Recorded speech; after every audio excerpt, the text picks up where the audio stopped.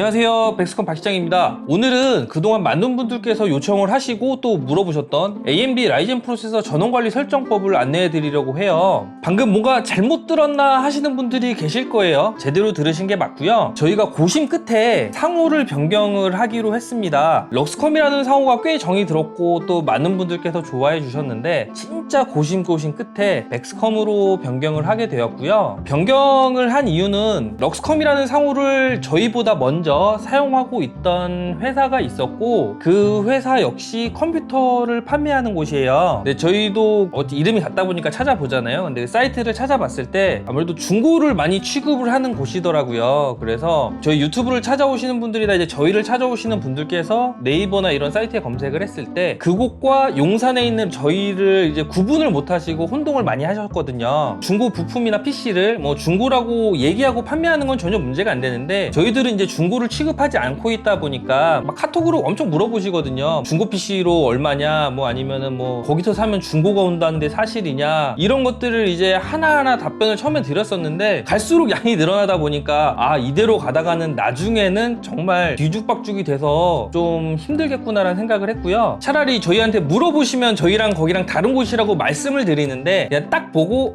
여기 중고 파네 하고서 그냥 저희를 그냥 패스해버리는 그런 상황이 벌어지기도 하기 때문에 어쨌든 정말 고심 끝에 상호를 변경을 하기로 했습니다. 그래서 어떤 이름으로 할까 많이 고민을 했는데 저희 회사 동료들하고 좀 고민해본 결과 겹치지 않고 분별력 있는 상호로 변경을 하자고 의견이 모아졌고 컴퓨터 빌드 익스퍼트라는 뜻으로 백스컴이라는 상호로 결정을 했고요.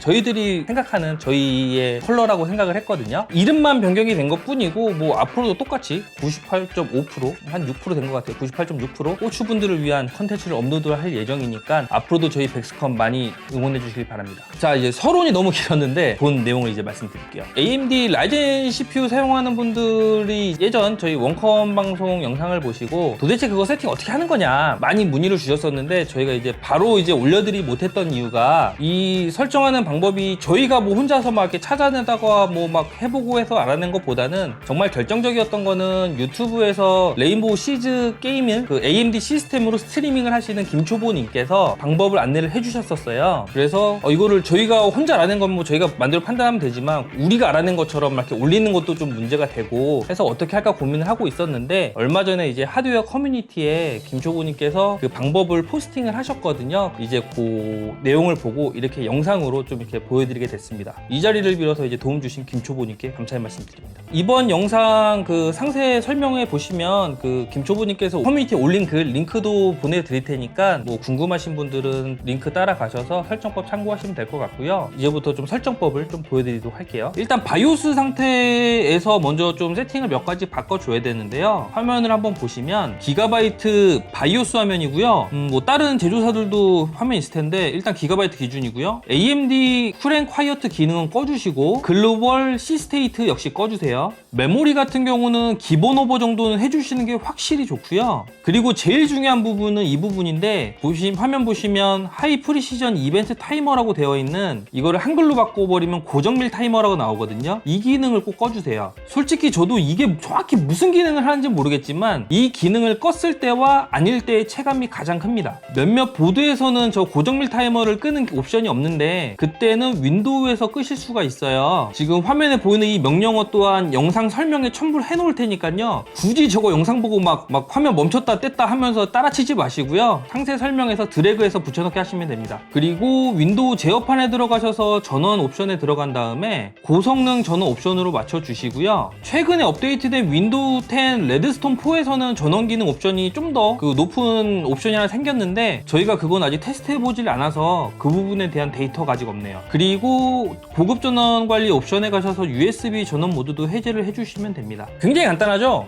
이게 알면 쉽고 모르면 어려운 게 이런 세팅이잖아요. 저희 역시 이것도 해보고 저것도 해보면서 좀 더 데이터나 세팅 방법을 찾기 위해서 노력을 하고 있는 거고 이번에 안내해드리는 방법이 모든 분들에게 100% 해결책은 안 될 수도 있어요. 다만 저희가 해봤고 체감을 한 구성이기 때문에 조금이라도 한두 분이라도 영상을 보시는 분들께서 도움을 좀 받으셨으면 좋겠고요. 저희가 나중에 보드 바이오스가 달라지거나 여러 가지 패치가 나올 수가 있으니까 좀 더 좋은 세팅 방법이 나온다고 하면 그때 한 번 더 영상을 올리도록 할게요. 세팅 방법은 이제 요 정도면은 마친 것 같고 이제 전원 전원관리 설정 이전과 이후에 영상을 보면서 어떤 차이가 있는지를 좀 말씀을 드려볼게요. 일단 테스트하게 된 부품들 설명드리자면 그 AMD 라이젠 피나클리치 2700X CPU랑 메인보드는 기가바이트 X470 울트라 게이밍 보드고요. 메모리는 16기가 8기가 두 개 장착했고요. 그리고 그래픽카드는 1080 Ti를 사용했습니다.